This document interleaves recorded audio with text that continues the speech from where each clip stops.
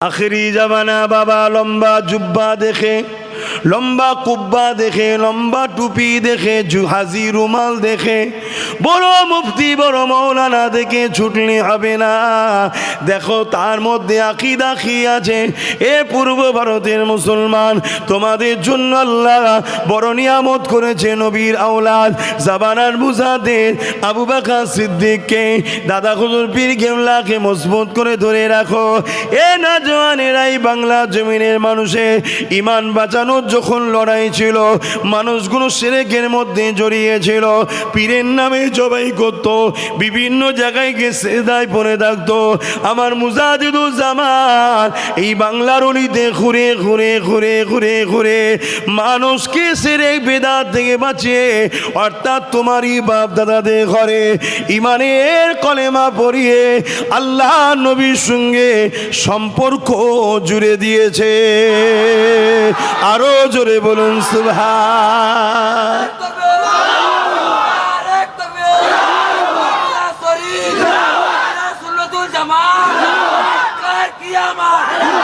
এ নওজওয়ানেরা, তাই মনে রাখবে আখেরি জামানাতে ঈমান বাঁচানো বড় মুশকিল হয়ে যাবে। আল্লাহ নবী বললেন হাতের তালুতে আগান রাখা সহজ হবে, তার থেকে কঠিন হবে ঈমান বাঁচানো। কেউ কি হাতের তালুতে আগুন রাখতে পারে? এর থেকেও কঠিন হবে ঈমান বাঁচানো। কেননা দাড়িতে, টুপিতে, জুব্বাতে, লেবাসে, নামাজে, রোজাতে মুফতি মৌলানা সেজে আখেরি জামানায় ঈমান চুরি করে নেবে।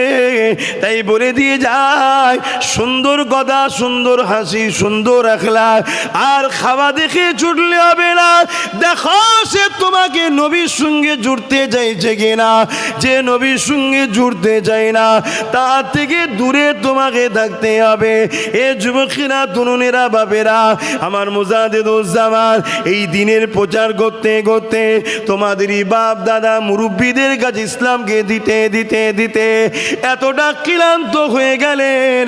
হুজুর আমার অসুস্থ হয়ে গেলেন, ডাক্তার এসেছে, হুজুরের বললেন ব্লাড পরীক্ষা করতে হবে।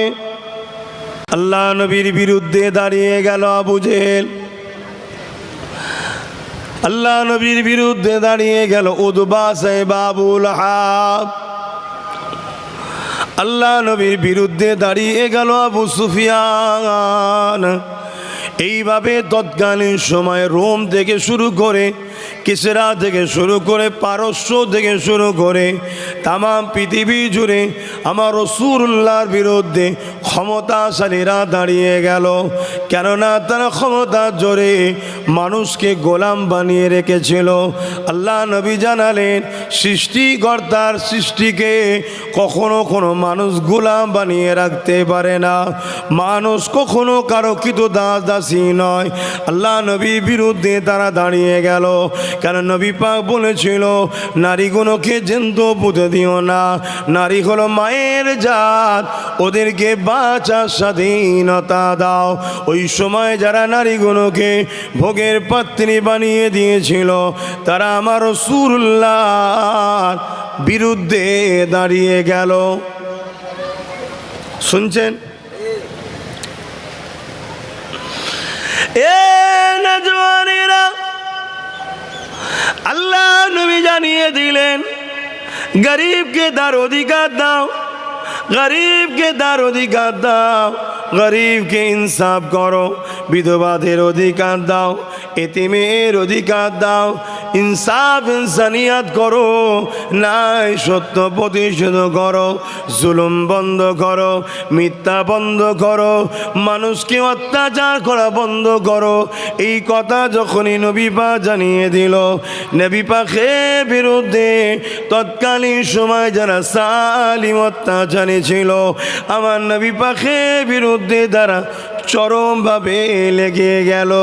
আজকে দিনও পৃথিবীর জমিনে তারাই আমার নবী পাকের বিরুদ্ধে লাগছে, যারা কিনা গরিবদেরকে জুলুম করে, এতিমদের মাল ছেড়ে খায়, অসহায়দের ওপরে জুলুম করে, নারীদের ওপরে জুলুম করে, তারাও আজকে দিনে আমার রাসূলুল্লাহ দিনের ওপরে অত্যাচার করছে।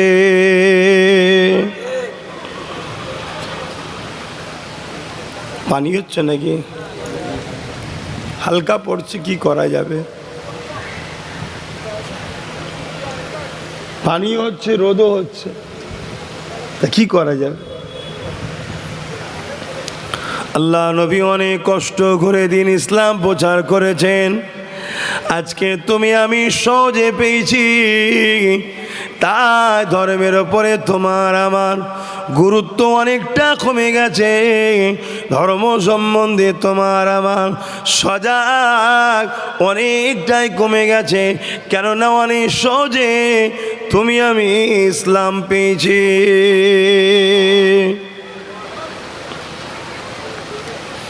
কিন্তু অনেক কষ্টের পর ইসলাম এসেছে। কি গো, দোয়া করে দেবো নাকি? কিন্তু এইভাবে কীভাবে? পানি হচ্ছে, এই তেরপলের তলাতে তোমরাই বা থাকবে কি করে?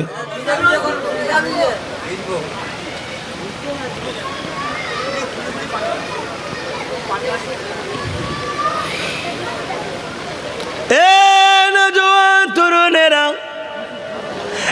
এক কথাই বলতে পারি, এই পৃথিবীর জমিনে তৎকালীন সময় যারা অত্যাচারী শাসক ছিল, আমার নবী পাকের বিরুদ্ধে লেগে গেল।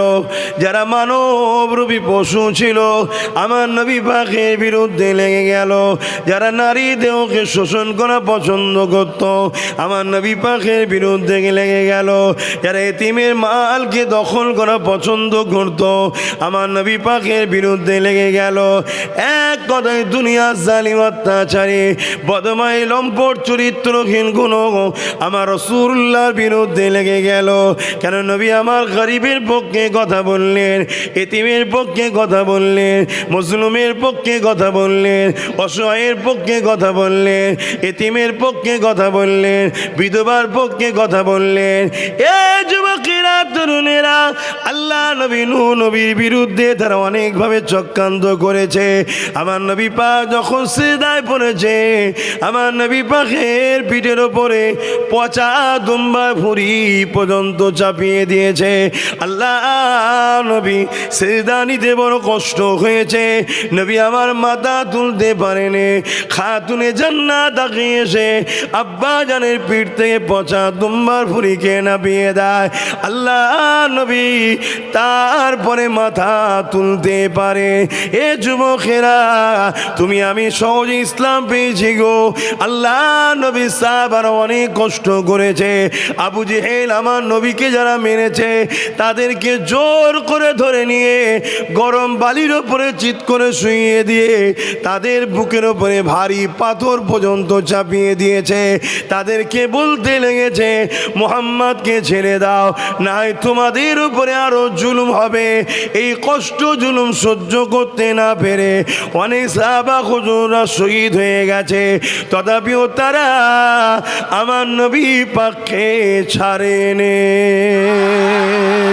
আরো জোরে বলুন সুবহান।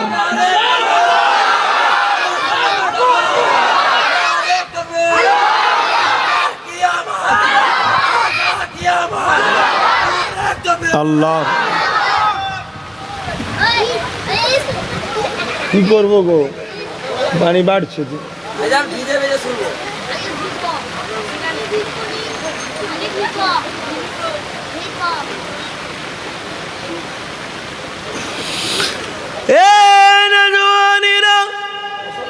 আল্লাহ নবী সাহাবারা এতটা কষ্ট ভোগ করেছে, এতটা অত্যাচারের শিকার হয়েছে।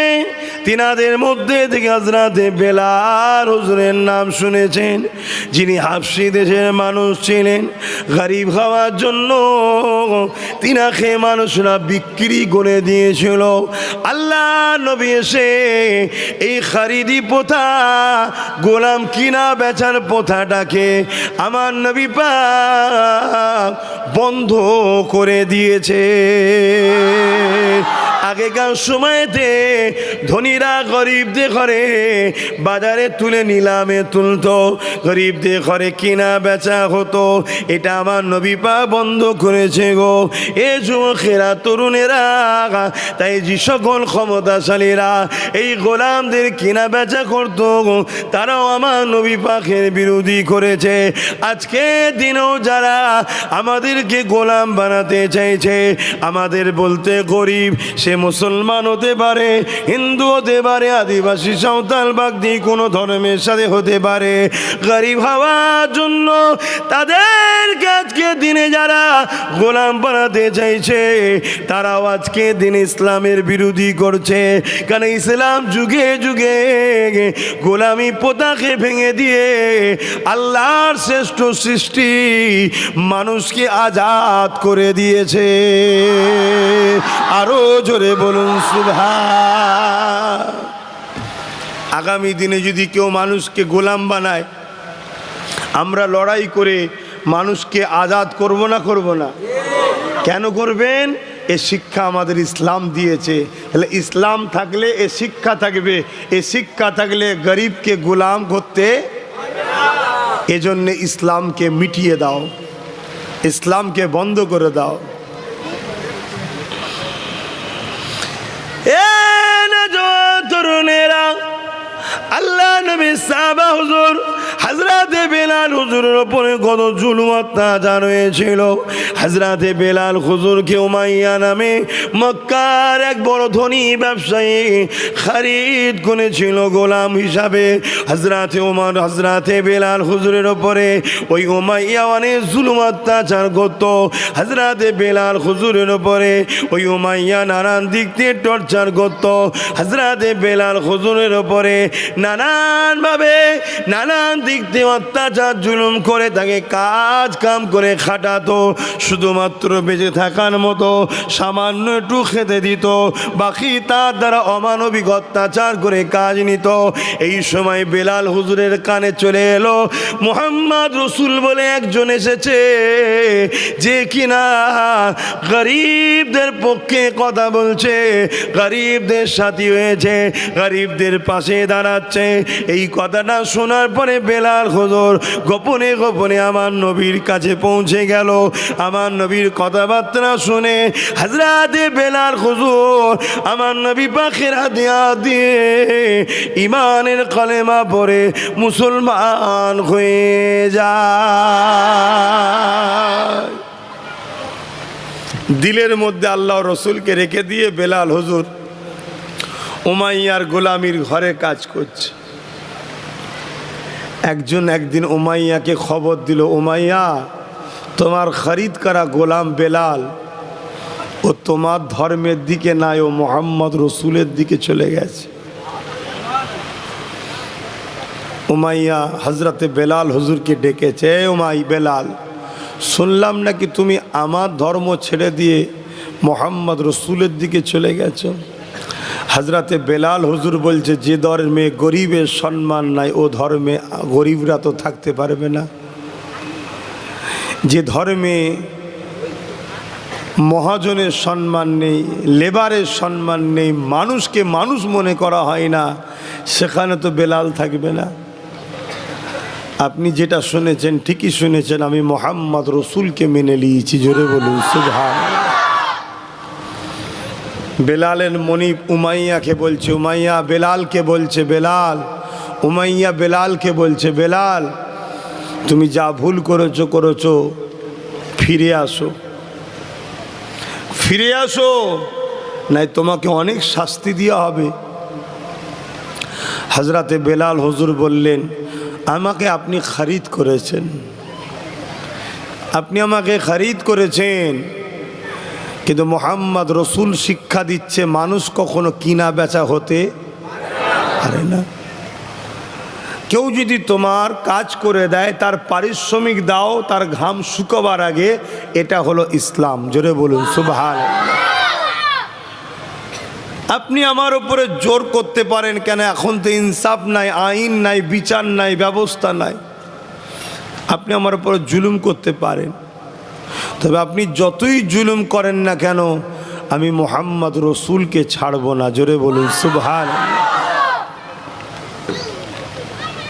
হযরতে বেলাল হুজুরের উপরে প্রেসার দিল, প্রেসার নানান দিক দিয়ে প্রেসার দিচ্ছে। বেলাল হুজুর একটাই কথা বলছে, আশহাদু আল্লা ইলাহা ইল্লাল্লাহ ওয়া আশহাদু আন্না মুহাম্মাদান আবদুহু ওয়া রাসূলুহু।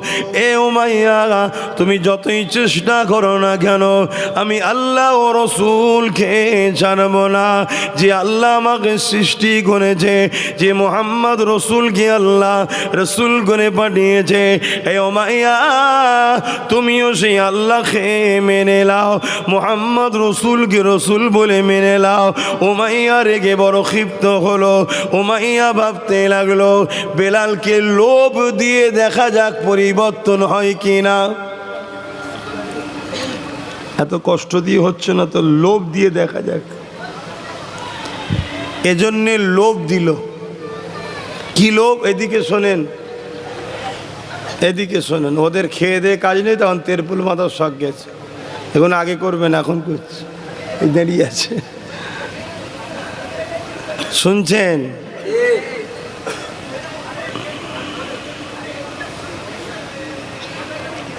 কি কথা বলছিলাম?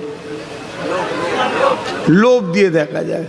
বেলালকে বলল, বেলাল তোমাকে আজাদ করে দেব, এবং আমাদের যে ক্ষমতা টিম আছে, ওই যে টিম, আমরা যে শাসক, আমাদের একটা পদে তোমাকে লিডার হিসাবে বানিয়েও দেবো।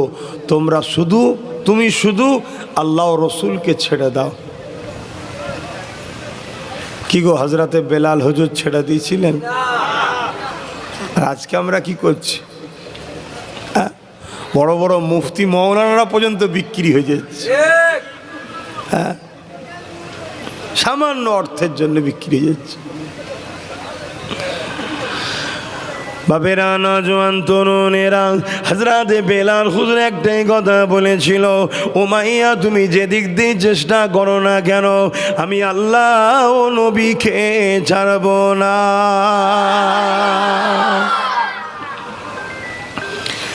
এ নওজোয়ান তরুণেরা, এই জন্য উমাইয়া বেলাল হুজুরের পায়ে রশি বেঁধে, বামন করে লোহা শিকল বেঁধে দিয়ে, হাতে শিকল বেঁধে গলায় বেড়ি পরিয়ে হযরতে বেলাল হুজুরকে টেনে টেনে নিয়ে মক্কার বাজারে নিয়ে যে হাজির করে দিল।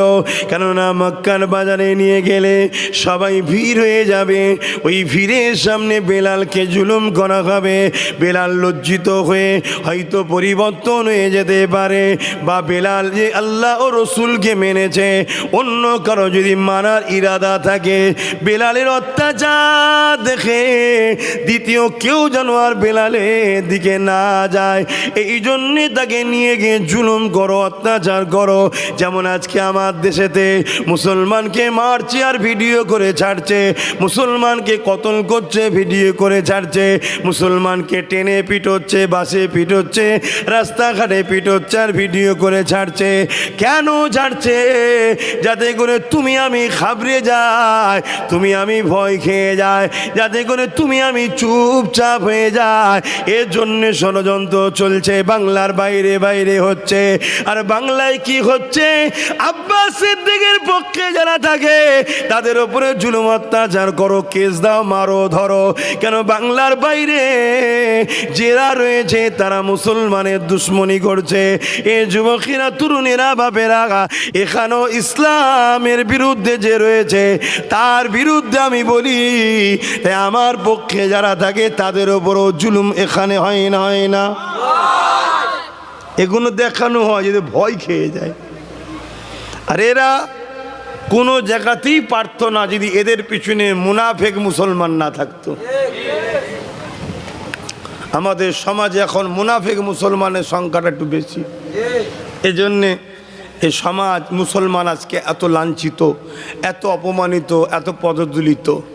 এটা অন্য কাউকে দোষ দিয়ে লাভ নেই। কেন? কুরুলের কাজ ভাই কাটা, ও কাটবে। তুমি যতই বলো এটা সেকুলার কুরুল, এটা কমনাল কুরুল, সবার কাজ একটাই, কাটবে। কেন? কুরুল। কথা বুঝছেন তো নাকি? হ্যাঁ, গতকালকে যাকে সেকুলার ভেবেছিল আজকে কমলার হয়ে গেছে, তোমার জেলাতেই তো হয়েছে। দেখছো নি উল্টো পাল্টা চিল্লাচ্ছে, কখন বলছে জিহাদি জিহাদি জিহাদি, কখন বলছে দরুদ শরীফ আল্লাহুম্মা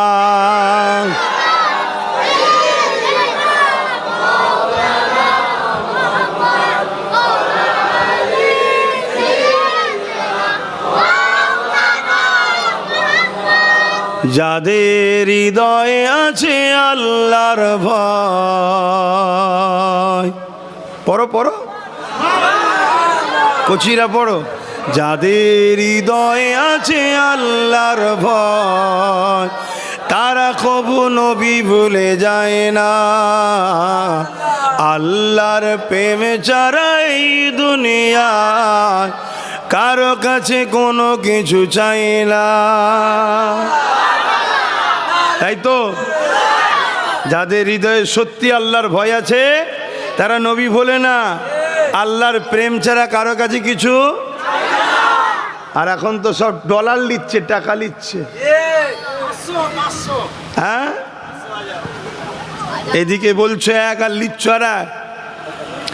যাদের হৃদয়ে আছে আল্লাহর ভয় তারা কবু নবী ভুলে যায় না, আল্লাহর প্রেমে ছাড়া এই দুনিয়ায় কারো কাছে কোনো কিছু চায় না। রাতের আধারে যারা সিজদাতে রয় দু চোখের রসদে নদী যেন বয়, রাতের আধারে যারা সিজদাতে রয় দু চোখের রসদে নদী যেন বয়, ছলনার কাছানি যত আসো, ছলনার কাছানি যত আসো পিছনে ফিরো তাকায় না, যাদের হৃদয়ে আছে আল্লাহর ভয় তারা কবু নবী ভুলে যায় না। ছলনার হাত বুঝেন তো, যে আমি একটা তোমায় গাড়ি দেবো তুমি আমার হেডটোনে লাইন করে দাও, এসব কোনো পাল্লাই তারা পড়বে? যেটা বলুন যে আমি 2-5 লাখ টাকা দিচ্ছি একটু আমাকে স্টেজ শেয়ারটা করতে দাও, কথা বুঝছেন না বোঝেন না, আমাকে একটু স্টেজে বসতে দেবে, আমি একটুখানি যাবো, একটু হাতটা লেড়িয়ে দেবো, 2-5 লাখ টাকা দেবো খনি। কথা শুনছেন? যারা প্রকৃত আল্লাহর ভয়লে ভরে তারা এসব করতে পারবে না। কেন? এই মেম্বার কার? আমার রাসূলুল্লাহর। জোরে বলুন সুবহানাল্লাহ। হ্যাঁ, গরিবী হালে থাকা ভালো, আল্লাহ যদি পছন্দ করে ধনী হওয়ার থেকে গরিবী হালে থাকা ভালো। আমার মসজিদ মাটির থাক যেন নামাজটা কবুল হয়, আমার মসজিদ মার্বেল এসি কিন্তু ওর মধ্যে সুদের পয়সা ঘুষের পয়সা ঢুকে গেছে, হবে তো সেজদা? এখন তো এটাই চাইছে যে প্রোগ্রাম হচ্ছে আমায় নিয়ে যাও, আমি যাব, 10 লাখ টাকা দেবো, 5 লাখ টাকা দেবো, 2 লাখ টাকা দেবো, দাও ঢুকিয়ে দাও, ইসলামের কাজে ঢুকিয়ে দাও, আমার সুদের টাকা, আমার হারামের টাকা, আমার মদের টাকা, আমার দেহ বিক্রি করার নারীদের টাকা ঢুকিয়ে দাও, যাতে করে ধর্মটা কুলসিত হয়ে গেল। ওখানে আর কাজ হবে? ওই মসজিদে সেজদা দিয়ে কোনো লাভ হবে? ওই মাদ্রাসায় পড়াশোনা করে বেরিয়ে দিন ইসলামের কোনো কাজে লাগবে? এটা তো পরিকল্পনা চলছে ইসলামকে মিটাবার, কিন্তু আমরা সেই ফাঁদে পা দিচ্ছি, লোভে পড়ে গেছি, আমরা লুবি হয়ে গেছি, তাই আমরা সেই ফাঁদে পা দিয়ে ফেলছি। আল্লাহ আমাকেও আমাদেরকে হিদায়েত করেন, বলুন আমিন। কতটা কষ্ট করেছিলেন সাহাবা হুজুররা। হযরতে বেলাল হুজুরকে মক্কার বাজারে নিয়ে যাওয়া হলো, পায়ে বেরি পরানো, কোমরে বেরি পরানো, গলাতে বেরি পরানো, হাতে বেরি পরানো, টেনে টেনে নিয়ে মক্কার বাজারে নিয়ে গিয়ে সবাই চারিদিক দিয়ে মারতে লেগেছে। উমাইয়া, আবু জেহেল, আবু সুফিয়ান, আবু লাহাব, এমন করুম হযরতে বেলালকে মারতে লেগেছে। সবাই জিজ্ঞাসা করতে লেগেছে বেলাল কি করেছে, বেলাল কি খুন করেছে নাকি না, বেলাল কি জুলুম করেছে নাকি না, বেলাল কি রেপ করেছে? না। বেলাল কি চুরি করেছে? না। কি করেছে? বেলাল ইনসাফের পক্ষে, ইনসানিয়াতের পক্ষে, মানবতার পক্ষে, সৃষ্টিকর্তা আল্লাহর পক্ষে, তিনার রসূল মুহাম্মদ সাল্লাল্লাহু আলাইহি ওয়াসাল্লামের পক্ষে চলে গেছে। তাহলে চুরি করার জন্যে মারছে না, খুন করার জন্যে মারছে না, রেপ করার জন্যে মারছে না। হযরতে বেলাল কি অপরাধ করেছে? তাদের নজরে অপরাধ বেলাল গরিবের পক্ষে, মোহাম্মদ সেই মোহাম্মদের দিকে গেছে। বেলাল ইনসাফের পক্ষে, মোহাম্মদ রসুল সেই রসুলের দিকে গেছে।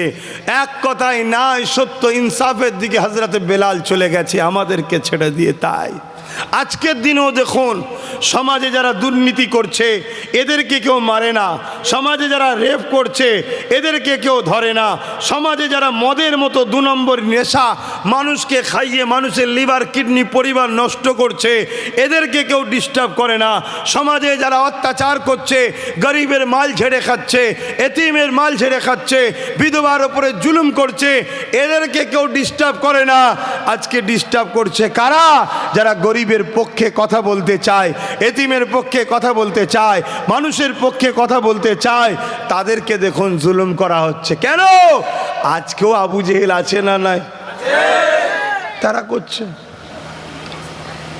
তোমাকে ডিসাইড করতে হবে, তুমি যদি দুনিয়া চাও তাহলে আখেরাত হারাও, আর আখেরাত চাও দুনিয়া বাপ কষ্টের হবে, কিচ্ছু করার নেই। দুটোর মধ্যে একটা তোমায় নিতে হবে, দুটো পাওয়া যাবে না। সাহাবা হুজুররা কখনো কখনো কাঁদতেন, আল্লাহ এত আরামের জিন্দেগি কেন হয়ে গেল আমাদেরকে কি আপনি নারাজ হয়ে গেলেন? আখিরাত কি আমাদের অন্ধকার হতে লাগলো নাকি? এইভাবে সাহাবারা কষ্ট পরীক্ষা না আসলে কাঁদতে থাকতো। এ যুবকেরা, তরুণীরা, বাপেরা, আল্লাহ আমাদেরকে ভালোবাসলে আমাদেরকে পরীক্ষা নেবে, বিভিন্ন দিক দিয়ে পরীক্ষা নেবে। মনে রাখবে, যত কষ্টই হোক না কেন, ন্যায়ের ওপরে, সত্যের উপরে মজবুত হয়ে আমাকে আপনাকে থাকতে হবে, গরিবের পক্ষে থাকতে হবে, ইনসাফের পক্ষে থাকতে হবে, ইনসানিয়াতের পক্ষে থাকতে হবে। এক কথা, সৃষ্টিকর্তা যে কাজ করলে খুশি হয় ওই রাস্তায় তোমাকে আমাকে থাকতে হবে। এই যুবকেরা, তরুণেরা, সাহাবা হুজুররা অনেক কষ্ট করলেন। আল্লাহ নবী 570 খ্রিস্টাব্দে এসে 63 বছর ধরে দুনিয়া জমিনে মানুষের গায়ে থাকলেন। 40 বছর বয়সে নবুয়তের এলান করলেন। 23 বছর ধরে দিনের প্রচার করতে লাগলেন। পৃথিবীর জমিনের অন্যায়, অত্যাচার, জুলুম, ফিতনা, ফাসাদ, সন্ত্রাসবাদ, জুলুমবাদ, জঙ্গিবাদ সব কিছুকে মিটিয়ে দিয়ে আমার নবী পাক এই পৃথিবীর জমিনে শান্তি, আমান প্রতিষ্ঠিত করেছিলেন। আরো জোরে বলুন সুবহান। তা নবী পাক সাল্লাল্লাহু আলাইহি ওয়াসাল্লাম চলে যাচ্ছেন। আল্লাহ নবীকে সাহাবা হুজুররা জিজ্ঞেস করলেন, হুজুর আপনি তো শেষ নবী, চলে যাবেন, তা আপনার পরে দিনের কাজ কি বন্ধ হয়ে যাবে? কেন দিনের কাজ নবীরা করতো, 1 লক্ষ মতান্তর 2,24,000 নবী রসুল এসেছে, তা আপনি তো শেষ নবী, দিনের দাওয়াত কি দিয়া বন্ধ হয়ে যাবে? আল্লাহ নবী বললেন, না, দিনের কাজ চলবে, এরপরে দিনের কাজ করবে ইন্নাল্লাযীনা ইউবাইউনাকা ইন্নামা ইউবাইউনাল্লাহ ইয়াদুল্লাহি ফাওকা আইদিহিম। সরি, এটা কোরআনের আয়াত, এটা বায়াতের আয়াত। এরপরে দিনের কাজ করবে মাইয়ুজাদ্দিদু লাহা দীনাহা, দিনের জন্য আল্লাহ মুজাদ্দিদ পাঠাবে। জোরে বলুন সুবহানাল্লাহ। আগে যেটা বললাম ওটা কোরআনের আয়াত, ওটা বায়াতের জন্য আল্লাহ দিয়েছিলেন। বায়াত যে করতে হয় কোরআনে, তার ওদিকে আমি যাচ্ছি না। আল্লাহ নবী সাহাবা হুজুর দিগকে বললেন মাইয়ুজাদ্দিদু লাহা দীনাহা, এবারে দিনের জন্য আসবে নবী আর নয়, মুজাদ্দিদরা আসবে। জোরে বলুন সুবহানাল্লাহ। 19 শতাব্দীর যুগ শ্রেষ্ঠ পুরুষ, আওলাদে রসুল, আল্লামা সৈয়দ আবু বকর সিদ্দিক ফুরফুরাবি আল কুরাইশি, যিনি পূর্ব ভারত নয় তাম পৃথিবীর জন্যে মুজাদ্দিদুজ্জামান হয়ে এসেছেন। জোরে বলুন সুবহানাল্লাহ।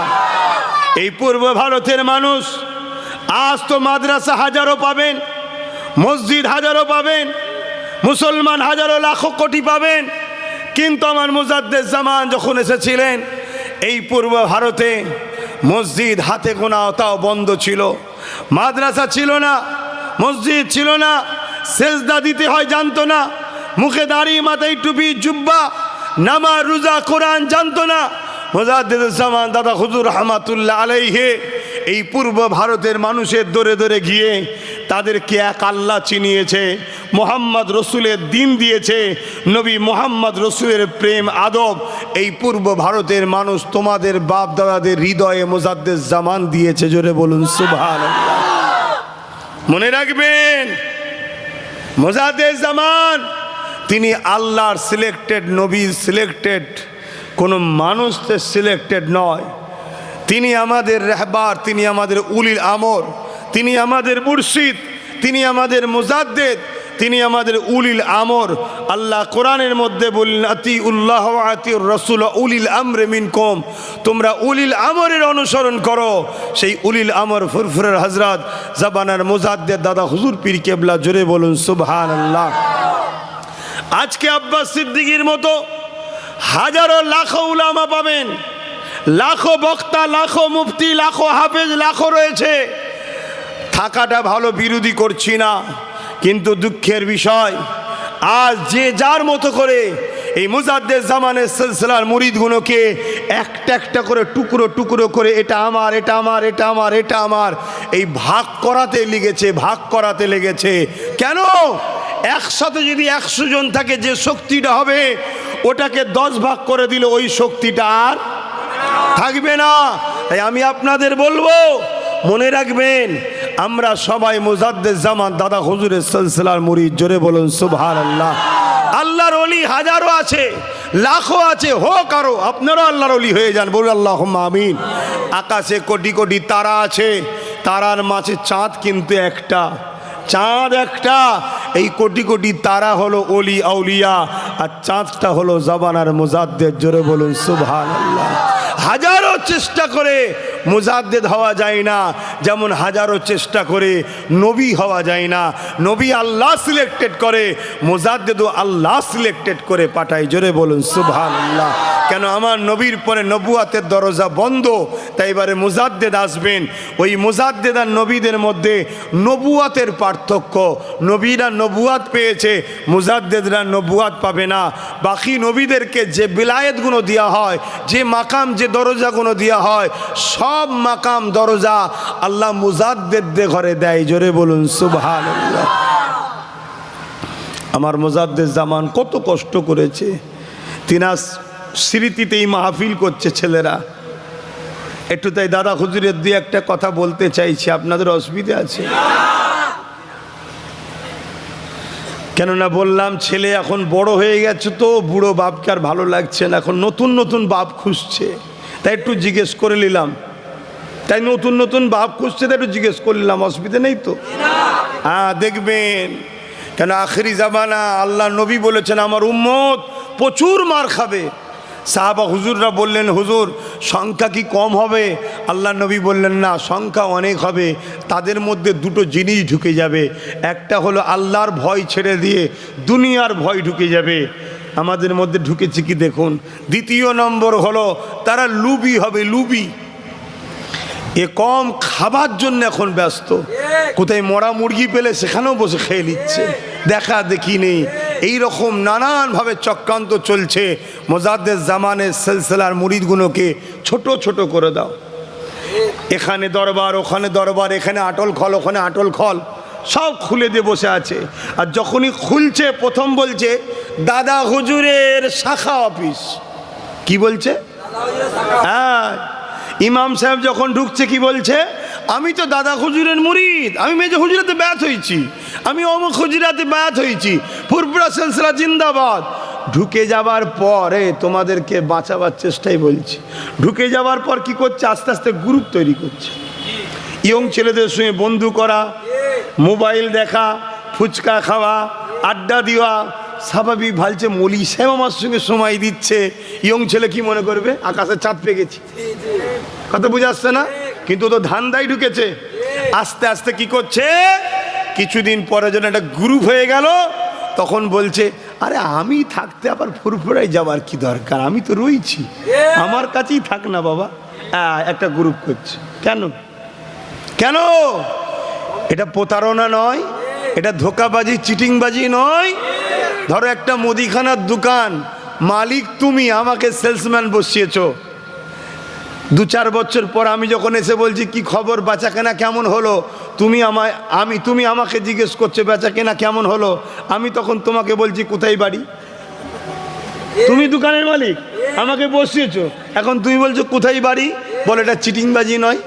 তো এই চিটিংবাজদের পাল্লাই পড়লে আমাদের ঈমান থাকবে মনে হয়? আখেরি জামানা বাবা লম্বা জুব্বা দেখে, লম্বা কুব্বা দেখে, লম্বা টুপি দেখে, হাজি রুমাল দেখে, বড় মুফতি বড় মৌলানা দেখে ছুটলি হবে না। দেখো তার মধ্যে আকীদা কি আছে। এ পূর্ব ভারতের মুসলমান, তোমাদের জন্য আল্লাহ বড় নিয়ামত করেছে। নবীর আওলাদ জামানার মুজাদ্দিদ আবু বকর সিদ্দিককে, দাদা হুজুর পীর কেবলাকে মজবুত করে ধরে রাখো। এ নওজওয়ানেরাই বাংলা জমিনের মানুষের ঈমান বাঁচানোর যখন লড়াই ছিল, মানুষগুলো শিরকের মধ্যে জড়িয়েছিল, পীরের নামে জবাই করত, বিভিন্ন জায়গায় গিয়ে সেজদায় পড়ে থাকতো। আমার মুজাদ্দিদুজ্জামান এই বাংলার অলিতে ঘুরে ঘুরে ঘুরে ঘুরে ঘুরে মানুষকে শিরক বিদআত থেকে বাঁচিয়ে, অর্থাৎ তোমারই বাপ দাদাদের ঘরে ঈমানের কলেমা পড়িয়ে আল্লাহ নবীর সঙ্গে সম্পর্ক জুড়ে দিয়েছে। আরো জোরে বলুন সুবহান।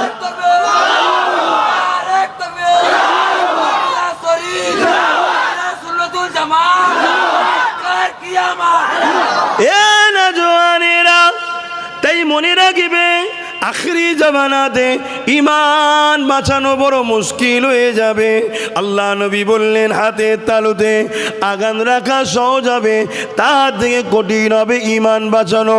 কেউ কি হাতের তালুতে আগুন রাখতে পারে? এর থেকেও কঠিন হবে ঈমান বাঁচানো। কেননা দাড়িতে, টুপিতে, জুব্বাতে, লেবাসে, নামাজে, রোজাতে মুফতি মৌলানা সেজে আখরি জামানায় ঈমান চুরি করে নেবে। তাই বলে দিয়ে যায় সুন্দর কথা, সুন্দর হাসি, সুন্দর আখলাক, আর খাওয়া দেখে ছুটলে হবে না।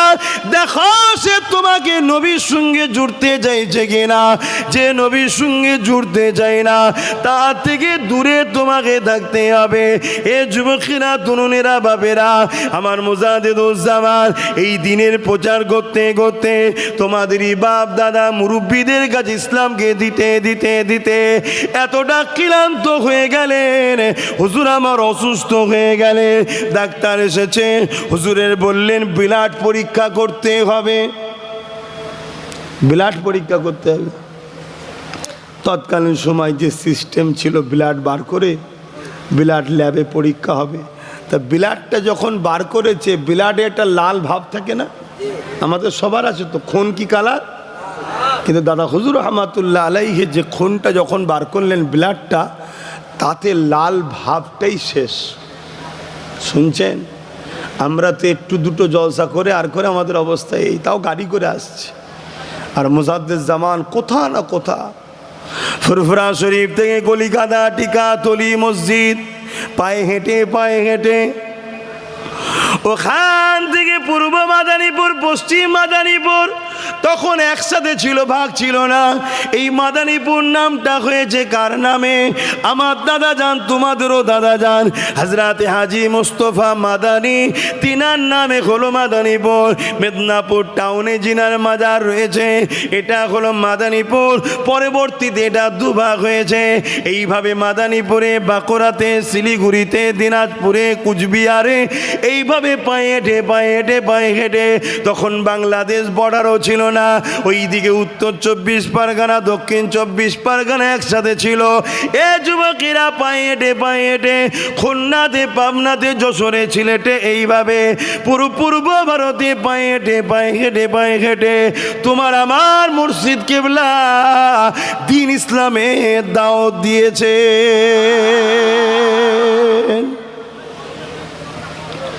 ডাক্তার বলছে রক্তের লাল ভাব নাই। দাদা হুজুরকে জিজ্ঞেস করছে কি কাজ করেন? দাদা হুজুর বলছেন আমি ছেলেদেরকে পড়াই। ডাক্তার ছিল অমুসলিম, সে তো আর এই জলসা করি বললে বুঝবে না। এখন জলসা এত হচ্ছে আমার অমুসলিম ভাইরাও বুঝে গেছে এরা কি করতে চাইছে। কথা বুঝে আসছে? তখন তো এত ছিল, তখন তো ইসলামই নেই, সবে তো দাদা হুজুর শিখাচ্ছে। শুনছেন তো নাকি? তা ছেলেদেরকে পড়ায় কিভাবে? এখান থেকে পায়ে হেঁটে ওইখানে যায়। ডাক্তার গাল হা করে শুনছে, বলছে আপনি এইভাবে করেন কি করে? বলছে সৃষ্টিকর্তার দয়াতে আমি যাই। বলুন সুবহানাল্লাহ। ডাক্তার বলছে আপনি এই কাজ বন্ধ করুন, আপনার অবস্থা ভালো নয়, আপনি রেস্টে থাকুন। দাদা হুজুর মুচকে হাসলেন, ডাক্তার প্রেসক্রিপশন করে দিল, এই ওষুধ খাবেন, এই ওষুধ খাবেন, এই ওষুধ খাবেন।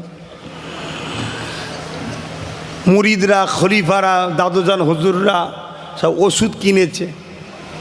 ওষুধ কিনে দাদা হুজুরের কাছে দিয়েছে। শোনো বাপ, তোমাদের মুজাদ্দেদ জামানকে চেনো। এখন আব্বাস হুজুর পেয়ে দাদা হুজুর ভুলে গেলে হবে না, মূল ওটা। কথা বুঝে আসছে? পূর্ব ভারতে তার আগে ইসলাম ছিল না, ওনার থেকে শুরু হয়েছে, মনে রাখবেন। তো সেই জায়গায় খুব ভালো করে বোঝে। তো দাদা হুজুর রহমাতুল্লাহ আলাইহি প্রেসক্রিপশন করে ওষুধ কিনে নিয়ে আসলো। দাদুজানরা বলছে আব্বা খান। বলছে বাবা ওষুধ নিজে বলছে আবু বকর খেও না, শেফা আজকে নাই। বললেন না সুবহানাল্লাহ? আপনি বলবেন ওষুধ কি কথা বলে?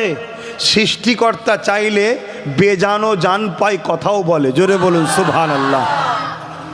আমাদের জানটা দিয়েছে বলেই তো লড়ছি। এ শরীরের হাত পা মুখের কিছু দাম আছে নাকি? দাম তো এখানে একটা মেশিন আছে যেটাকে রু বলা হয়, এটা সৃষ্টিকর্তা দিয়েছে, তাই আমরা কথা বলতে পারছি। কথা বুঝে আসছে? হ্যাঁ, বুখারী শরীফে পড়েন নে, উস্তুনে হান্নানা, শুকনো খেজুর গাছের গুড়ি কাটা। আমার নবী হেলান দিয়ে খুতবা দিতেন, সাহাবা হুজুররা বললেন হুজুর একটা পাকা মিনার করে দেবো, পাকা থাম করে দেবো। তাহলে খেজুর গাছ সরাতে হবে। আল্লাহ নবী নামাজ পড়াচ্ছে, মসজিদের ভেতরে গুনগুন করে একটা কান্নার আওয়াজ আসছে। আস্তে আস্তে কান্নার আওয়াজ বাজছে। আল্লাহ নবী গিয়ে ওই শুকনো খেজুর গাছের উপরে হাত রাখলেন, কান্না বন্ধ হয়ে গেল। জোরে বলুন সুবহানাল্লাহ। আল্লাহ নবী বলছেন কেন কাঁদো? হুজুর আপনাকে ভালোবাসি, পাকা মেম্বার হবে, আমি বাদ পড়ে যাব। আল্লাহ নবী বলল না তুমি কেঁদো না, আমি তোমাকে জান্নাতের সাথে নিয়ে যাবো। জোরে বলুন সুবহানাল্লাহ। অতএব বেজানকে জান দেয় সৃষ্টিকর্তা। জানটা হলো মেন। জান বেরিয়ে গেলে লাশ, লাশ আর কথা বলে না, জান থাকলে কথা বলে। তামার আল্লাহ পাক মুজাদ্দেদ জামান তিনাকে এত পাওয়ার দিয়েছে, নবীদের দ্বারা যেমন মুজেজা হয়, ওলিদের দ্বারা, মুজাদ্দেদদের দ্বারা কারামত হয়। জোরে বলুন সুবহানাল্লাহ। তো সেই জায়গায় অলৌকিক ঘটনা। জাদু আলাদা জিনিস, জাদু বলুন আলাদা জিনিস। জাদু হলো মানুষের চোখকে ধোকা দেওয়া হয়, হাকিকাতে কিছুই ঘটে না, চোখ ধোকা খায়। এই বিষয়টা বলতে গেলে আবার একটা উদাহরণ দিতে লাগে। মুসা আলাইহিস সালাম, আজ থেকে 4000 বছর আগে একজন নবী এসেছিলেন। মুসা আলাইহিস সালাম তখন একজন রাজা ছিল, রাজাটার নাম ফেরাউন। মিশরে যার লাশ আছে, ইন্টারন্যাশনাল শয়তান, জানেন তো নাকি? হ্যাঁ, ও বদমাইশ খোদা দাবি করেছিল।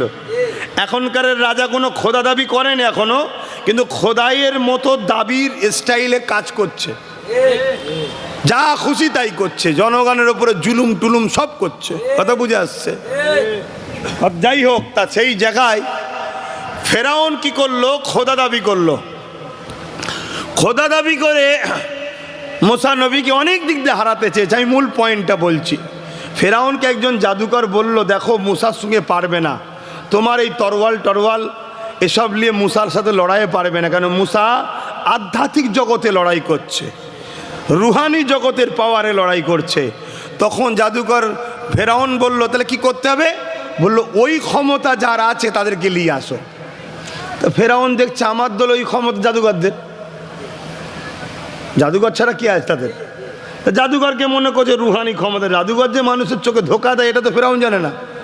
তো 70,000 জাদুকর জড়ো করেছে। কত? 70,000 জাদুকর জড়ো করেছে। এই 70,000 জাদুকর জড়ো করে মুসা নবীকে দাওয়াত দিয়েছে, চলে আসো লড়াইয়ে। তো মুসা নবী আর ওনার সাথে ওনার ভাই হারুন আলাইহিস সালাম দুজনে গেছেন। তো 70,000 জাদুকর দড়ি ছেড়েছে, রশি ছেড়েছে, সবকটা রশি একটা একটা করে সাপ হয়ে গেছে, আর মুসা নবীর দিকে আগিয়ে গিয়ে আসছে। আল্লাহ পাক বললেন, মুসা তোমার হাতের আসা লাঠিটা ছাড়ো। মুসা নবীর হাতের লাঠি ছিল, ওই লাঠিটা যেই ছেড়েছে লাঠিটাও একটা বড় সাপ হয়ে গেছে। জোরে বলুন সুবহানাল্লাহ। জাদুকর 70,000 দড়ি ছেড়েছে, সাপ হয়েছে, একবারও সুবহানাল্লাহ বললেন না। মুসা নবীর লাঠি ছেড়েছে, সুবহানাল্লাহ বললেন কেন? আমরা মুসা নবীর দিকে তাই তো নাকি? হ্যাঁ, ক্লিয়ার কথা, তাই যে যা ভাবে ভাবুক কি যাক, আমরা মুসা নবীর সাথে। জোরে বলুন সুবহানাল্লাহ। ইহুদিরা বলে আমরা মুসা নবীকে মানি, ইহুদিরা মুসা নবীর দাবিদার। কথা বুঝে? ইহুদি ধর্ম জানেন তো? ইহুদিরা মুসা নবীকে মানে, কিন্তু আলহামদুলিল্লাহ আজকের দিনে ইহুদিদের থেকেও মুসা নবীকে আমরা বেশি ভালোবাসি। জোরে বলুন সুবহানাল্লাহ। কারণ ইহুদিরা যেভাবে মুসা নবী বলেছে ওইভাবে চলে না। যেমন আমার নবীর উম্মতেরা আমার নবীর মতো চলছে না, অনেক রয়েছে না, ওরকম ইহুদিরাও বদমাইশি করছে, তাদের নবীর কথা শুনছে না। খ্রিস্টানরাও তাদের ঈসা নবীর কথা শুনছে না। তো যাই হোক, তা আল্লাহ পাক যখন বললেন মুসা নবী লাঠি ছাড়লো, বিশাল বড় সাপ হলো, আর মুসা নবীর সাপটা সব সাপগুলোকে ধরে ধরে খাচ্ছে। 70,000 জাদুকর ফেরাউন দাওয়াত দিয়ে নিয়ে এসেছে রাজার দরবারে, জালিম রাজা, তার বিরুদ্ধে কেউ কথা বলতে পারেনি, মুসা নবী কথা বলে। আর আজকে মুসা নবীর গোলাম আমরাও কথা বলি জালিম রাজাদের বিরুদ্ধে।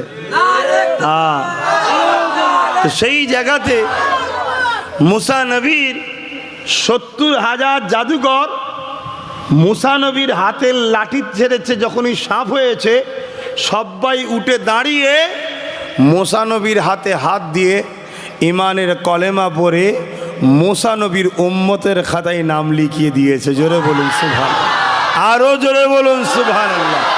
ফেরাউন তো রেগে লাল, তোদেরকে দাওয়াত দিলাম আমি, খাওয়ালাম আমি, রাজ সম্মান দিলাম আমি, তোরা দড়ি ছাড়লি সাপ হলো, মুসা লাঠি ছুড়লো সাপ হলো, তোরা মুসার কাছে গেলি কেন? তারা তখন বলছে, জাহাপানা আমাদের সাপ তোমরা দেখছো, দড়ি কিন্তু দড়ি আছে, সাপ হয়নি। লোক দেখছে সাপ হয়েছে, কিন্তু মুসা যে লাঠি ছেড়েছে অবাক হয়ে যাচ্ছি, ওটা লাঠি নয়, সত্যিকারের সাপ হয়েছে। জোরে বলুন সুবহানাল্লাহ। তাহলে জাদু আর মোজেজার পার্থক্য বুঝলেন? জাদু লোককে ধোকা দেয়, আর মোজেজা সত্যিকারের পাল্টায়। জোরে বলুন সুবহানাল্লাহ। ঠিক তেমনই আবু জেহেল জাদুকর ডেকেছিল, জানেন তো নাকি? যুগে যুগে এই জালিম ক্ষমতাশালীরা জাদুকরের সাহারা নেয়। আজকেও যেমন অনেক জাদুকর আছে। পৃথিবী বিখ্যাত একজন মহিলা জাদুকরকে ইন্টারন্যাশনাল এক মিডিয়া কনফারেন্সে জিজ্ঞেস করা হয়েছে যে আপনি জাদু কিভাবে করেন, কি করেন না করেন। বলছে একেবারে গোলাম বস বানিয়ে দিই। তখন জিজ্ঞেস করেছে, তোমার জাদু এমন কোনো লোক আছে যাদের উপরে আসর পড়ে না? শোনো মন দিয়ে। বলছে আমি একটা জায়গাতে আমার জাদু ফেল হয়েছে, বাকি সব জায়গায় আমি সাকসেসফুল। কোন জায়গায়? বলছে মুসলিম ধর্মের অনুসারী যারা আয়াতুল কুরসি পরে গায়ে ফু দিয়ে থাকে ওদের কাছে আমার জাদু ঠেকে নে। জোরে বলুন সুবহানাল্লাহ, আরো জোরে বলুন সুবহানাল্লাহ। যার কাছে যা কুরসি থাকে থাকবে যাক, আমাদের কাছে আয়াতুল কুরসি থাক। জোরে বলুন সুবহানাল্লাহ। প্রত্যেকে আয়াতুল কুরসি মুখস্থ করবে, ঘর থেকে বেরোবার সময় গায়ে ফু দিয়ে বেরোবে, আবার ঘরে যখন রাত্রিরে ঘুমাবে গায়ে ফু দিয়ে ঘুমাবে, দেখবে আল্লাহর ফারিস্তারা তোমাকে নিরাপদ পাহারা দেবে। জোরে বলুন সুবহানাল্লাহ। আমি যে কথা বলছিলাম, জাদুকরদের ঘরে জালিম রাজারা সবসময় সাথে লাই। যেমন আমার গরিবে নওয়াজের বিরুদ্ধে জাদুকর জয়পালকে নিয়ে এসেছিল পৃথ্বীরাজ রাজা, জানেন তো নাকি? হ্যাঁ, আগুনের গোলা মারছিল, বান আগুনের গোলা গরিবে নওয়াজকে মারছে। আমার সুলতানে হিন্দ গরিবে নওয়াজ একটা গন্ডি করে দিল, দিয়ে খলিফাদের বললেন বাইরে বেরোবি না, এখানে চুপ করে বসো। বসলো, ওই বান যা আসে আগুনের গোলা সব ওই গন্ডির ভেতরে ঢুকছে না, এসে পরে ফিনিশ হয়ে যাচ্ছে। গরিবে নওয়াজ বললে আগুনের গোলা তোকে কে পাঠিয়েছে তার কাছে যা, যে পাঠিয়েছে তার কাছে যা। যেই বলেছে ঘুরে পিঠ জাদুকর জয়পালকে তাড়া করেছে। জাদুকর জয়পাল ছুটছে, আর জাদুর এত পাওয়ার ছিল জয়পালের। এখন তো সেসব জাদুকর নেই, এখন তো আরও ফট চিটিংবাজি চলছে, তখন তবুও তো একটু পাওয়ার ছিল। জাদুকর জয়পাল জাদুর পাওয়ারে উঠতে শুরু করেছে, শুনছেন? তবে আখিরি জবানে কিন্তু এরম বেরোবে, আবার আমাদের ইমান পরীক্ষা করার জন্য আল্লাহ পাঠাবে, দেখে যেন পাগলা হয়ে যাবনি। নবীর সুন্নতের সঙ্গে মিলাবে। নবীর সুন্নত নেই, নামাজ নেই, রোজা নেই, দাড়ি নেই, টুপি নেই, পরিপাক পবিত্র নেই, পর্দা নেই, হালাল খাওয়া নেই, ও আকাশে উঠলেও জানবেন ও শয়তান। কথা শুনছেন না শোনেন? হ্যাঁ, নবীর সুন্নত হলো আমাদের জন্য দলিল। কথা শুনছেন তো?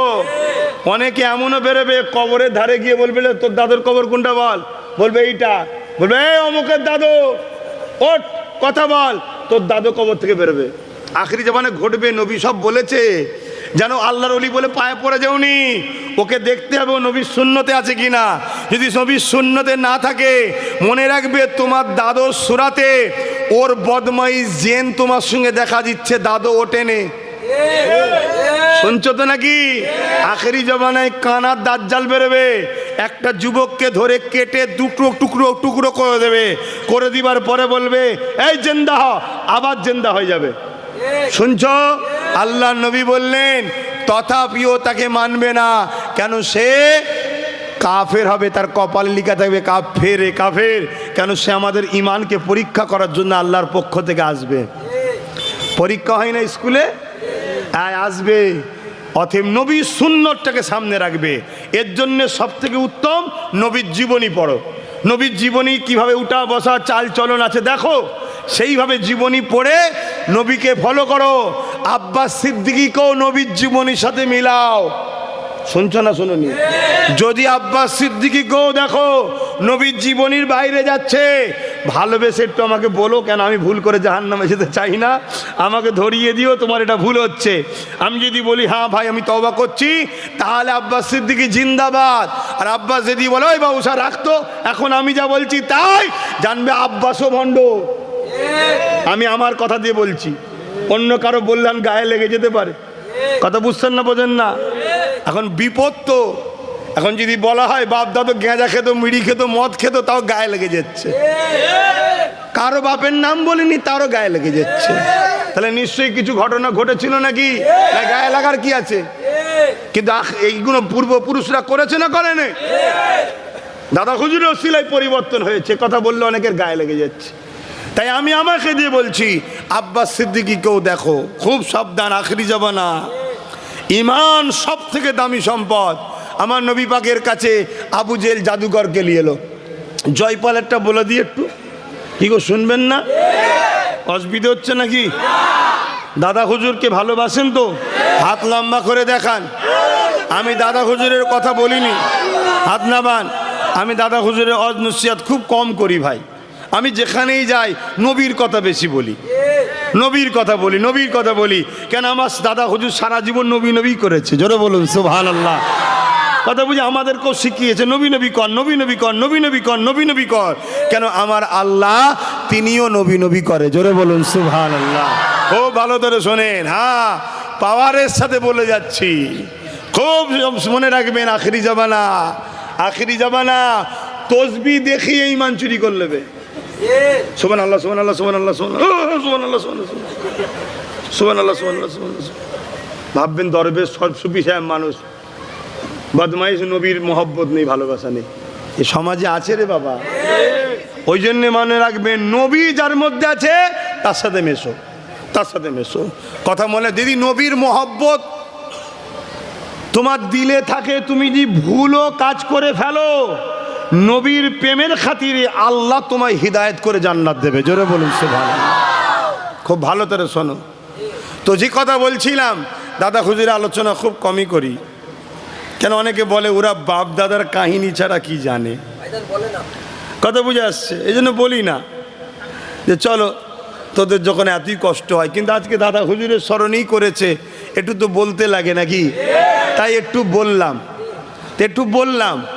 কিন্তু আমি জানতে চাইছি আমাদের কাছে জান প্রিয় না রসুল প্রিয়? জোরে বলুন, এ কথা সত্য তো? হাত তুলে আল্লাহকে সাক্ষী রাখতে পারবেন? আলহামদুলিল্লাহ, হাত কবুল করে বোন, আল্লাহুম্মা আমিন। হাত তো সবাই তুলে দিলেন। 10টা মানুষ বলুন তো দেখি, এই মাহফিলের জন্য 2000 করে টাকা দিতে পারবেন? এখন না দিতে পারেন, পরের বছরে ইসাল জলসার আগে দিয়ে দেবেন। বলুন দেখি 10টা মানুষ, প্রতি বছরে একটা বাৎসরিক জলসা হবে। 10টা মানুষ চেয়েছি না, তুমি যাও ভেতরে, আমি জলসা করবো, এই 10টা তুলে নিয়ে জলসা করবো আবার, তারপর আবার তুমি তখন নাম লিখাবে। হাতটা গুনেলি, কে কে হাত তুললেন দেখি? 1টা 2টো 3টে 4টে 5টা 6টা 7টা 8টা, আর কই 9টা 10টা 11টা হয়ে গেছে। বলুন মারহাবা, নারে তাকবীর, নারে দিবে। আহা, আল্লাহ কবুল করে বোন, আল্লাহুম্মা আমিন। আরো জোরে বোন, আল্লাহুম্মা আমিন। হ্যাঁ, এটা আমাদের মহব্বত, ঠিক না বেটিক গো? কষ্টের পয়সা আমরা হুজুরের ভালোবাসায় দিনই মাহফিলে খরচ করি বোন, আল্লাহুম্মা আমিন।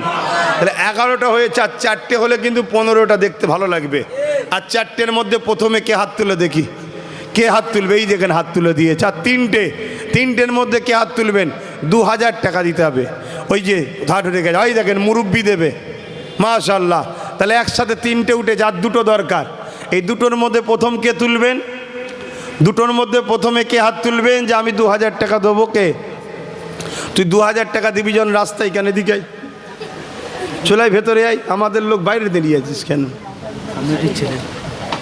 ও কম, হ্যাঁ কমিটির ছেলে, কমিটির মধ্যে আছে, বসো। আর কে দেবে? আপনি পারবেন তো বাপ? আলহামদুলিল্লাহ, যাও এবারে 15 জনের নাম লেখো, আমি ততক্ষণ জলসা করি। কি বাপ? দুটোই হোক। তা আমার গরিবের নওয়াজের কাছে জাদুকর নিয়ে এসছে। পৃথ্বীরাজ চৌহান রাজা ছিল, তখন তো ছোট ছোট রাজা রে বাবা। এই বিশাল ভারতকে তৈরি করেছে কারা? আমরা তৈরি করেছি, শুনে রেখে দাও বাপ। ছোট ছোট তখন রাজা ছিল। তা পৃথ্বীরাজ জাদুকর জয়পালকে পেটিয়ে আগুনের গোলা মারছে। গরিবে নওয়াজ বলেছে যে পাঠাচ্ছে তার কাছে যা। পৃথ্বীরাজ দেখছে বান উল্টো ঘুরে আমাকে তাড়া করেছে, ছুটছে। এবারে শুনছেন তো? ছুটছে, ছুটতে ছুটতে ছুটতে এবার উড়া শুরু করেছে। গরিবে নওয়াজ খরমকে হুকুম করেছে, যা নাবিলিয়ায়। গরিবে নওয়াজের খরম পৃথ্বীরাজের মাথায় বাড়ি দিয়েছে, চ মারতে মারতে গরিবে নওয়াজের কাছে হাজির করেছে। সর্বপ্রথম গরিবে নওয়াজের হাত ধরে ইমানের কলেমা পড়ে জাদুকর জয়পাল কলেমা পড়েছিল। জোরে বলুন সুবহানাল্লাহ, আরো জোরে বলুন সুবহানাল্লাহ। তাহলে জাদুকরকে ব্যবহার করছে জালিম অত্যাচারীরা, যুগে যুগে করে। যেমন আমার নবীর বেলায় করেছে না করেনি? আবু জেহেল চারিদিক থেকে আমার নবীকে হারাবার চেষ্টা করছে, কোনোভাবে পারেনি, কোনোভাবে পারছে না। লাস্টে আবু জেহেল খবর পেয়েছে হাবিব ইয়ামানি বলে একটা জাদুকর আছে, তাকে দাওয়াত দিয়ে এসছে। আবু জেহেলটাকে ভালো মন্দ করে খাইয়েছে। খাবার পরে আমার নবী পাকের কাছে নিয়ে গেছে। পূর্ণিমার চাঁদ আকাশে উঠেছে। যারা হাত তুলেছিলেন দিবার নিয়েতে হাত তুলেছেন তো? আর একবার হাতটা গুনেলেই তো 15 জন হাত তুলেন যারা নিয়ত করেছিলেন। 1টা 2টো 3টে 4টে 5টা 6টা 7টা 8টা 9টা 10টা 11 12 13 14 15, এই তো 15টার নাম লিখে দেন, ডেকে ডেকে লেখেন। এখানে কারা আছে? হ্যাঁ লিখেছো তো, বাহ। এই জলসাটা আহলে সুন্নাতুল জামাতের পক্ষ থেকে হবে। আমি একটা সংগঠন চালাই, জানেন তো, ফুরফুরা শরীফ আহলে সুন্নাতুল জামাত। আমার লক্ষ্য হলো এই সমাজ থেকে জঞ্জাল পরিষ্কার করে নবীর প্রেমিক বানানো। আমি এক কথাতে বলে দিলাম, আল্লাহু আকবার। জাত দিলে নবী থাকবে, জাত দিলে নবী থাকবে, মনে রাখবেন ও হিদায়েতের আলো পেয়ে পরিবর্তন হয়ে জান্নাতে যাবে। জোরে বলুন সুবহানাল্লাহ। অনেকে ক্রিটিসাইজ করবে, হ্যাঁ নবী নবী করছো আর করছো, নামাজ নেই, দাঁড়িয়ে নেই, টুপি নেই, কথা বুঝাচ্ছে না? যারা নবীকে ছেড়ে দিয়েছে তাদের মধ্যেও অনেক ভুল আছে, তাদের ঘরের ছেলেদের, ইয়ং ছেলেদের মধ্যে অনেক ভুল আছে না? নাই? আল্লাহ চাইলে ছেলে পরিবর্তন হয়ে একদিন হিদায়েত হয়ে নবীর গোলাম হয়ে আল্লাহ আল্লাহ করতে করতে জান্নাতে যাবে। জোরে বলুন সুবহানাল্লাহ। হাবিবে আমানির কথা বলছিলাম। হাবিবে আমানি আমার রাসূলুল্লাহর কাছে গেল। চাঁদনী রাত্রিরে নবী আমার খোলা আকাশের নিচে হাঁটতে লেগেছে। এমন সময় আল্লাহ নবীর কাছে হাবিবে আমানি পৌঁছে গেল। নবী আমার ওই সময় হাঁটাহাঁটি করতে লেগেছে। হাবিবে আমানি বলতে লাগলো, এ মুহাম্মদ সাল্লাল্লাহু আলাইহি ওয়াসাল্লাম, শুনেছি আপনি নাকি আখিরি নবী দাবি করেছেন, মুহাম্মদ রাসূলুল্লাহ দাবি করেছে, সৃষ্টিকর্তা নাকি আপনাকে পাঠিয়েছে রসুল করে। আল্লাহ নবী বললেন, হ্যাঁ আমি বলেছি, তবে আমি দাবি করিনি, আল্লাহ আমাকে রসুল বানিয়েছে। দাবি করা আলাদা, আল্লাহ বানানো আলাদা, ঠিক না? হ্যাঁ। তা হাবিবি আমানি বলছে, তুমি যখন রসুল তা কিছু তো দেখাও।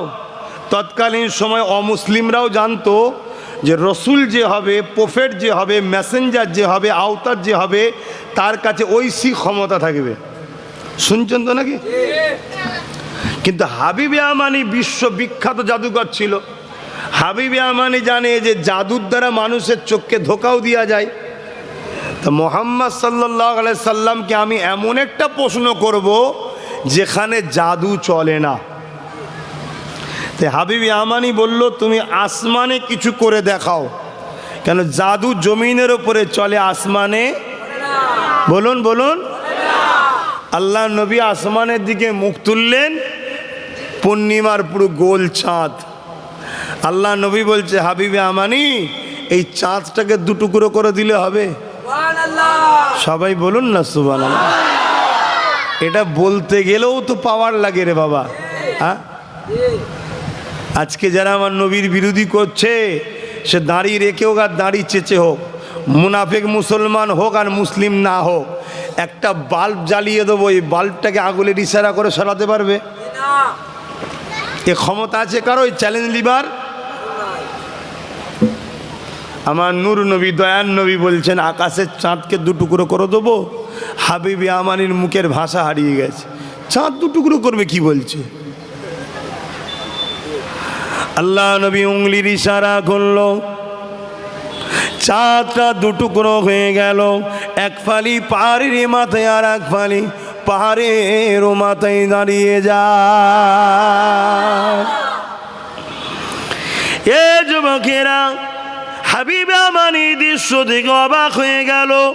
এ দৃশ্য পৃথিবীর অনেকেই দেখেছিল। তার মধ্যে আমার দেশের একজন রাজা ছিল, কেরলের রাজা, রাজা চিরামান। এমন করে হিন্দু ধর্মের মানুষ ছিলেন তিনি তখন রাজা হয়ে ওই কেরলের জমিনে বসেছিলেন। রাত্রিরে খোলা আকাশের নিচে সৈন্য সাথীদের নিয়ে বসেছিলেন। এই চাঁদ দুটুকরো হচ্ছে দেখে উনি বড় ঘাবড়ে গিয়েছিলেন। কি ব্যাপার, চাঁদ খানা কেন দুটুকরো হচ্ছে? ওই সময় কিছুদিন পরে মালিক হুজুর যখন যেমন করে হিন্দুস্তানের কেরলে ব্যবসার জন্য আসে, ওই সময় তেনাকে জিজ্ঞাসা করা হয়েছিল, ও হযরতে মালিক, তোমরা তো আসমানি কিতাবের খবর রাখো, তোমরা কি বলতে পারবে চাঁদ এইভাবে দুটুকরো কেন হয়েছিল? হযরতে মালিক হুজুর বলেছিলেন, এটা তো আমার নবীর উঙ্গলির ইশারাতে হয়েছিল।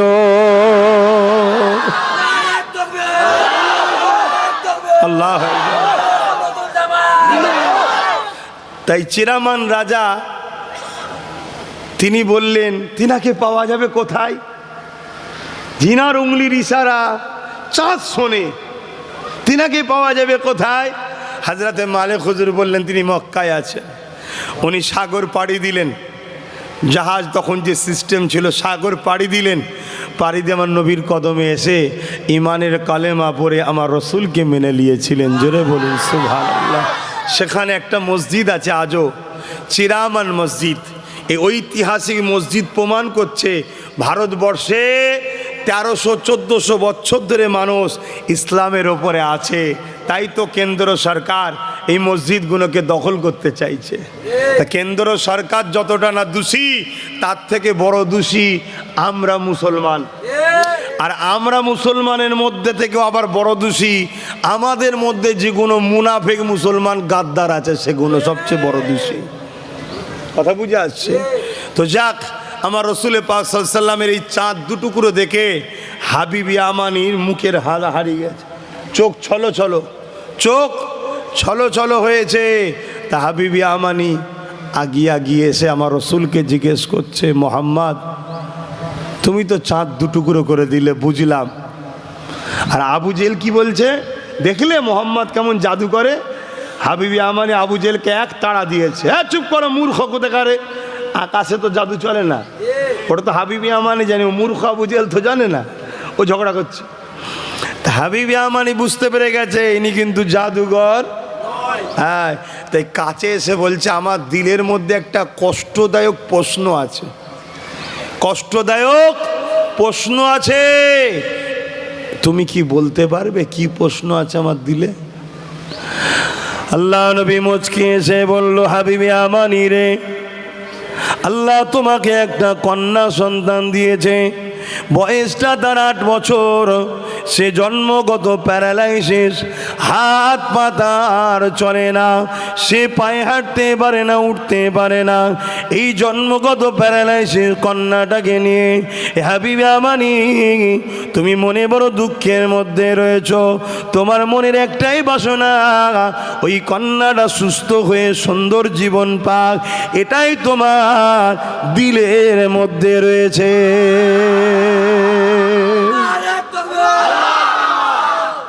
তৎকালীন সময় অমুসলিমরা জানতো নবী যে হবে অন্তরের খবর বলতে পারবে। আর আজকালকার মুফতি মৌলানারা কি বলছে, নবীরা নাকি অন্তরের খবর জানে না। তাহলে চিন্তা করুন জাকাত খেয়ে মৌলী সাহেব কি তৈরি হয়েছে। কথা কি কষ্ট লাগলো? আমার নবীর বিরুদ্ধে যে বলবে তার বিরুদ্ধে আমি বলবো, ব্যাস।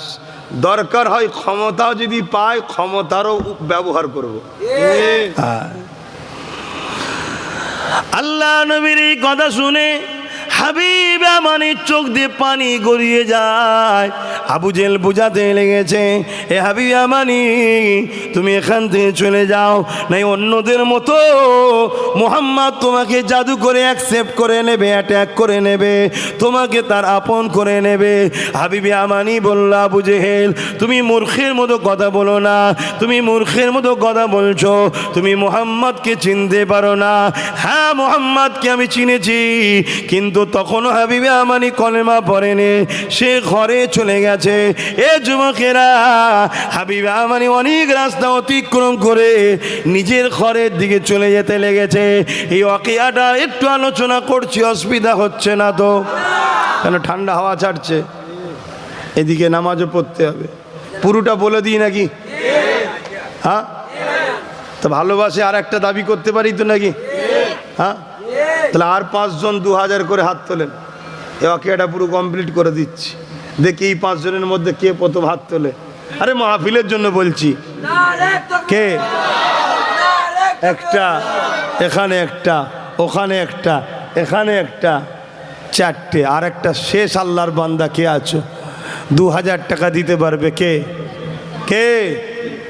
তা তুমি ওইখানে কেন? হ্যাঁ, আমার এগুলো খুব দুঃখ লাগে। সেই যখন আপনারা ভালোবাসেন, এইভাবে চতুর্দিকে ছড়িয়ে আছেন, দেখুন কেমন লাগছে।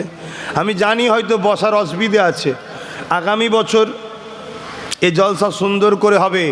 কমিটিকে বলবো তেরপল দিয়ে ভালতারে প্যান্ডেল করো, কখন পানি হয় না হয় কোনো ঠিক আছে? হ্যাঁ, তাহলে একসাথে 2টো উঠেছে, 6টা হয়েছে। ওইখানে একটা আমার যুবক ভাই হাত তুলেছে, এখানে মুরব্বী বাপ হাত তুলেছে, কোনাকুনি একদম, একদিকে মুরব্বী একদিকে যুবক, তাহলে 21টা হয়ে গেছে। বলুন মারহাবা। নারী দিব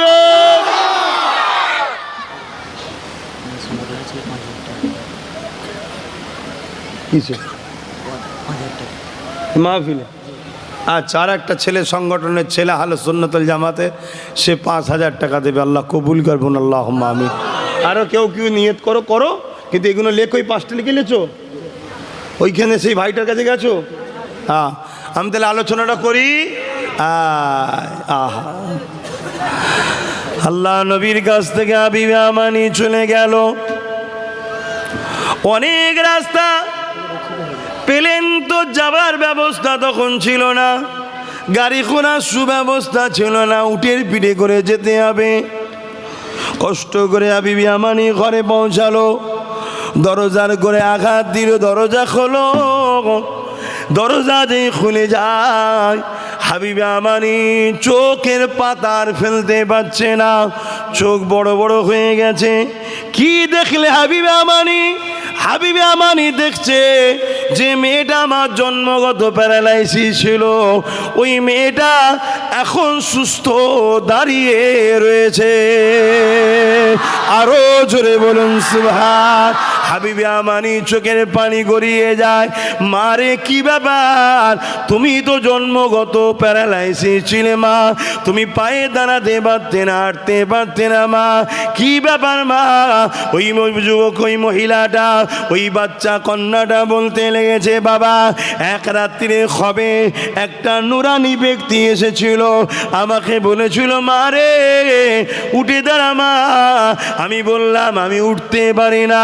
ওই সময় তিনি বলেছিলেন মা পারবে, একবার তুমি দিল থেকে বলো লা ইলাহা ইল্লাল্লাহ মুহাম্মাদুর রাসূলুল্লাহ, এটা যেই পড়ে নিলাম, ওই সময় নুরানি ব্যক্তিটা বলতে লাগলো মা এবারে তুমি বিসমিল্লাহ বলে উঠে দাঁড়াও, অবশ্যই তুমি উঠে দাঁড়াতে পারবে। আমার আব্বাজান, আমি যখনই উঠে দাঁড়ালাম, আমি দেখতে লাগলাম দাঁড়াতে লেগেছি, চলতে শুরু করেছে। ওই সময় বলতে লাগলো কন্যা, বাবা আপনার জন্য একটা মেসেজ রয়েছে। কি মেসেজ রয়েছে? ওই নুরানি ব্যক্তিটা বলেছিল মারে খুব শিগগিরই তোমার বাবা তিনিও এই কলেমা খানা পড়ে নেবে। আরো জোরে বলুন সুবহান।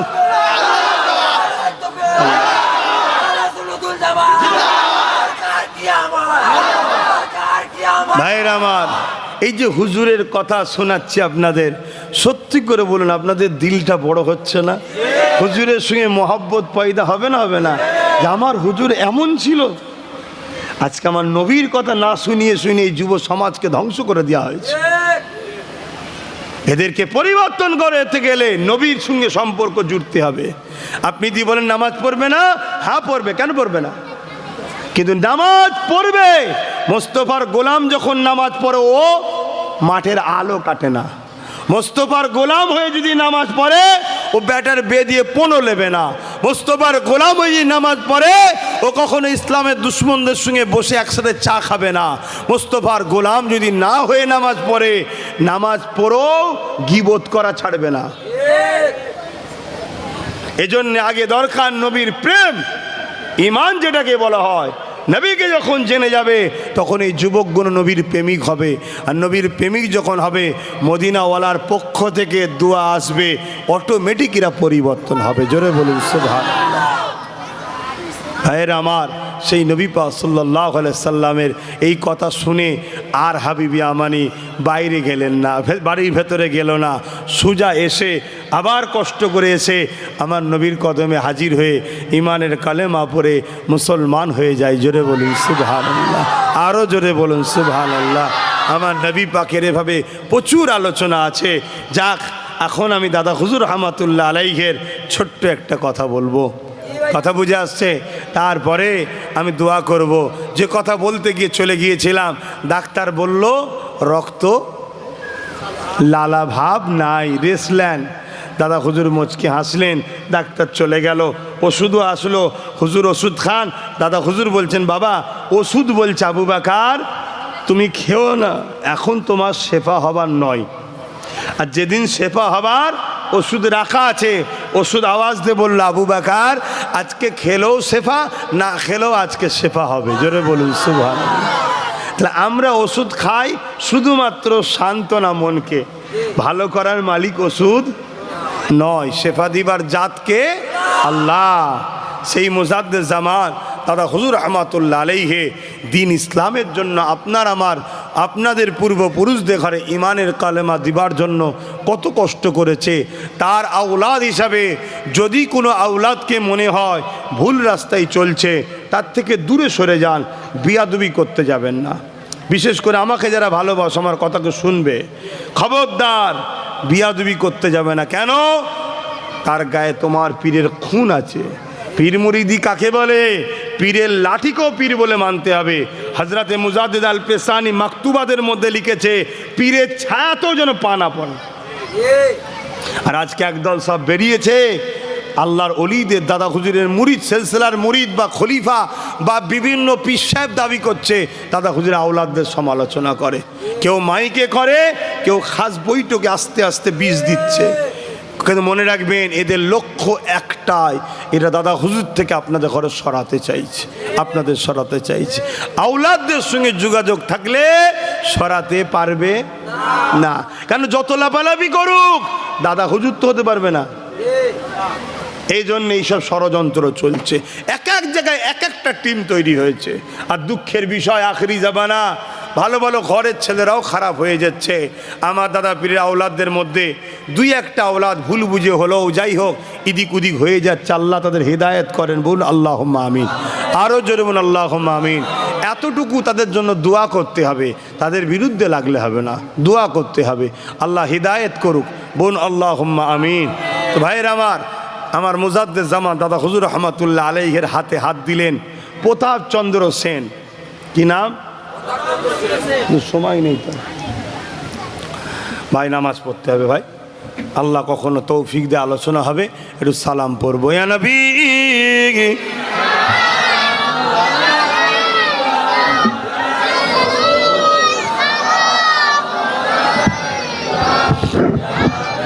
ওইটা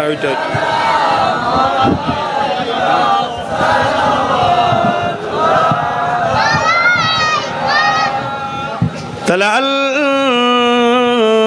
البدر علينا من شنيات الوداع وجب الشكر علينا ما دعا لله أهداي يا نبي سلام يا رسول سلام يا حبيب سلام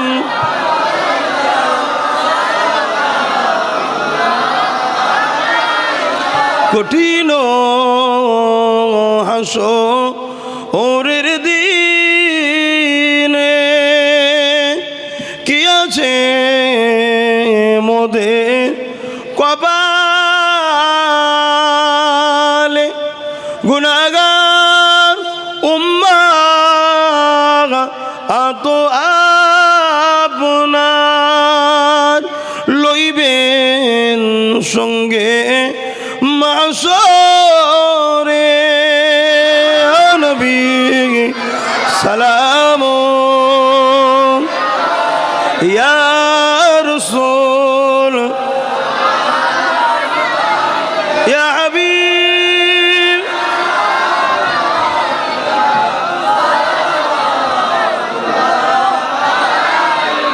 সকলে বসুন, বালাগান